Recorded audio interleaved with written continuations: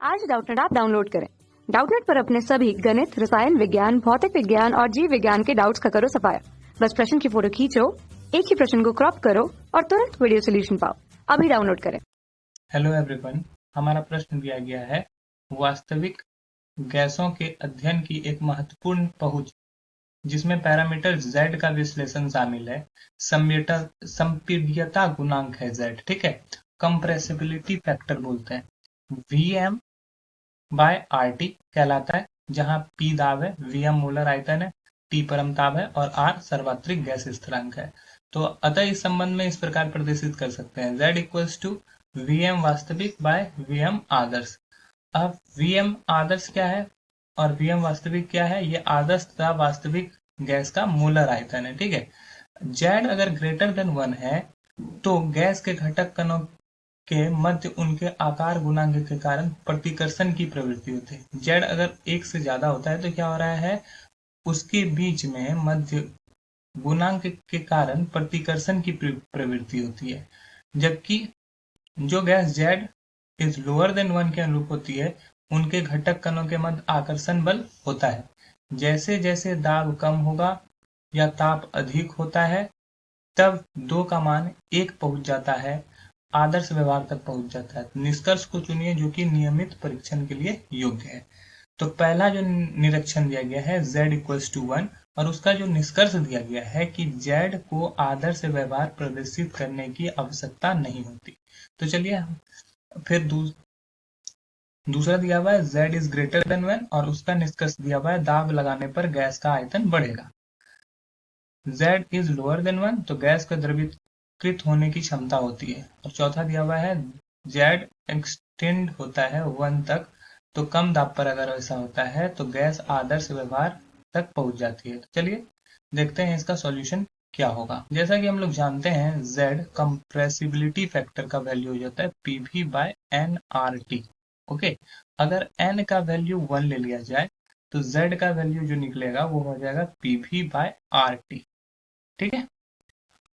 और अगर Z का ही वैल्यू 1 ले लें, n को छोड़ के Z का वैल्यू अगर 1 लें इस इक्वेशन से, यहां से, तो क्या होगा? Z की जगह पे पुट करेंगे 1, ठीक है, और PV की जगह पे PV बाय nRT, तो यहां से हो जाएगा PV इक्वल्स टू nRT। मतलब कि Z का वैल्यू जब 1 होगा तो ये क्या होगा?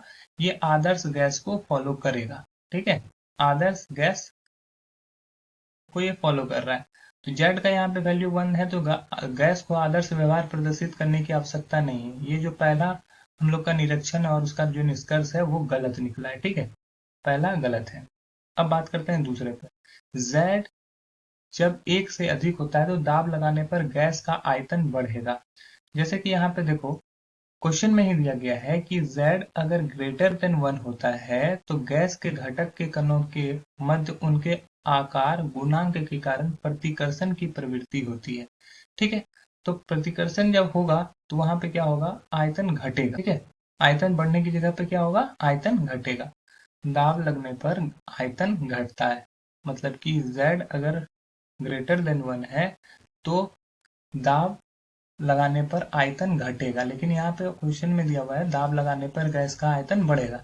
तो ये भी हमारा ऑप्शन जो दिया गया है वो गलत दिया गया है, मतलब कि हमारा दूसरा निष्कर्ष भी गलत है।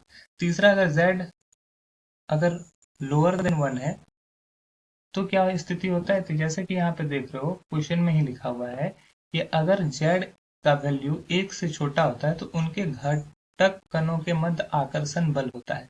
आकर्षण बल अगर बढ़ जाएगा, अगर ये कंडीशन होता है तो आकर्षण बल अगर आपस में बढ़ जाएगा, दो मॉलिक्यूल्स सपोज कर लो, ये दो मॉलिक्यूल्स है, इसके बीच में आकर्षण बल बढ़ जाएगा तो क्या होगा? ये दूसरे के नजदीक आ जाएंगे और दूसरे के जितने नजदीक आएंगे उसको द्रवीकृत करना उतना ही आसान हो जाएगा। तो आकर्षण बल बढ़ने से क्या होगा? उसका द्रवीकृत करना का क्षमता बढ़ जाएगा या आसानी से द्रवीकृत किया जाएगा, आसानी से द्रवीकृत कर सकते हैं, आसानी से द्रवीकृत कर सकते हैं। तो हमारे जो तीसरा जो निष्कर्ष निकला है, गैस में द्रवीकृत होने की क्षमता होती है, तो ये बिल्कुल भी सही है।